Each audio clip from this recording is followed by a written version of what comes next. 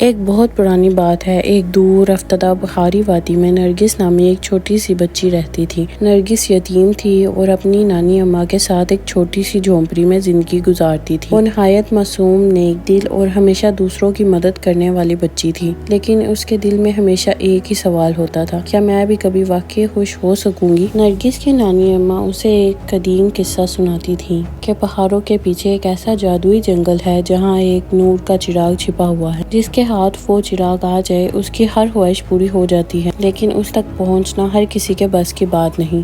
ایک دن نرگس کی نانی اماں سخت بیمار ہو گئیں اور دوا کے بغیر ان کا بچنا ممکن نہ تھا۔ گاؤں میں دوا دستیاب نہ تھی اور نرگس کے پاس نہ پیسے تھے اور نہ کوئی سہارا۔ تبھی نرگس نے فیصلہ کیا، میں نور کے چراغ کو ڈھونڈوں گی۔ اگر وہ مجھے مل گیا تو نانی اماں کی بیماری بھی ختم ہو جائے گی۔ یوں نرگس ایک چھوٹے سے تھیلے میں روٹی کا ٹکڑا، پانی کی بوتل اور اپنی نانی کی دی ہوئی لکڑی کی چھڑی لے کر سفر پر روانہ ہو گئی۔ راستہ کٹھن تھا۔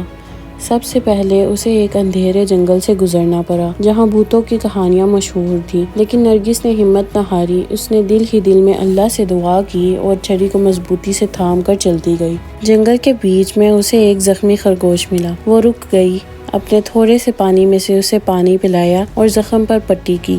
خرگوش خوش ہو کر بولا، تم نے میری مدد کی، میں تمہیں ایک راز بتاتا ہوں۔ نور کا چراغ صرف اس کو ملتا ہے جو دل سے نیکی کرے۔ اس کے بعد نرگس کو ایک بلند پہاڑ پر چڑھنا تھا جس کی چوٹی پر بلبل فاختہ نامی ایک جادوئی پرندہ رہتا تھا۔ کہا جاتا تھا کہ وہ صرف ان کو راستہ بتاتا ہے جن کا دل سچا ہو۔ نرگس کئی گھنٹے چڑھتی رہی۔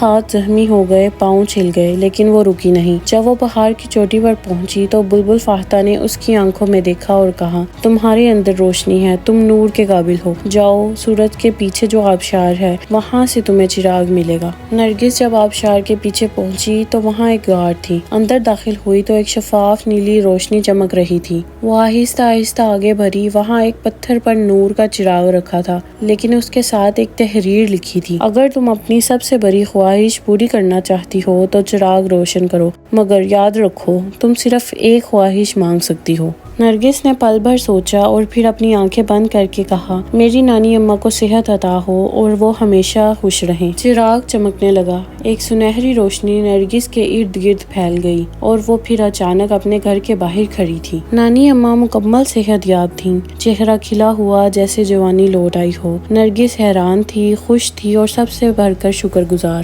چراغ تو اب کہیں نہ تھا، لیکن نرگس جانتی تھی کہ سچی نیکی، خلوص اور قربانی ہی اصل جادو ہے۔